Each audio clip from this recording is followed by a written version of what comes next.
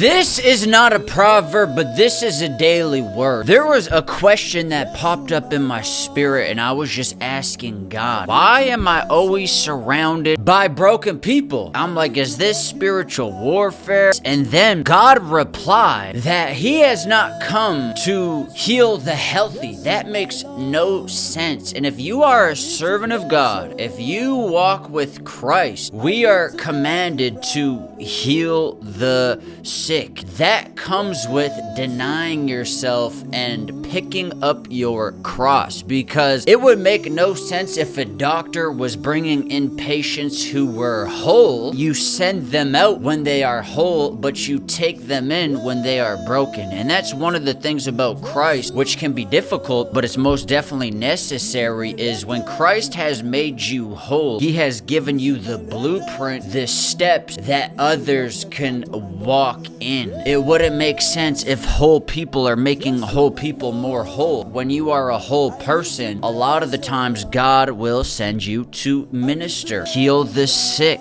help the weak, help the people that nobody else is going to help. Because the fact of the matter is, when it comes to the lost, the broken, if it's not you going to help them, if it's not you going there, if it's not you, then who is it? And the answer is probably nobody. And it does take you denying yourself and picking up your cross, but one of the things is walking with God is one of the most beautiful experiences, and it's not something you ever want to walk away from, so you will kill off parts of yourself. But one thing that we are called is the repairer of the breach. Some men of God are called to serve their generation, to repair things, to restore things, to fix things. And you may be called to a generation, you may be called to a certain community, a certain amount of people, and once those people are restored, whole and good and ready to go, you may move on to whatever other desires you have, whether it's a family or whatever. But if you want to continue on, you can continue on, and it's really up to you. And God will always send you where you are needed, where you need to pour into. Just a piece of wisdom is understanding that, yeah, you're going to be dealing with people who have rocky marriages. You're going to be dealing with people who are broken, who are sick, who are shattered, just like you were when you came to Christ, and people were there to minister to you, to pour into you, to lead you down the trail. And it's the exact same thing. Each one teach one. And that's really what it is. And then when you're done with whatever God has called you to, and really it could be a lifelong journey depending on you, but yes, you will have to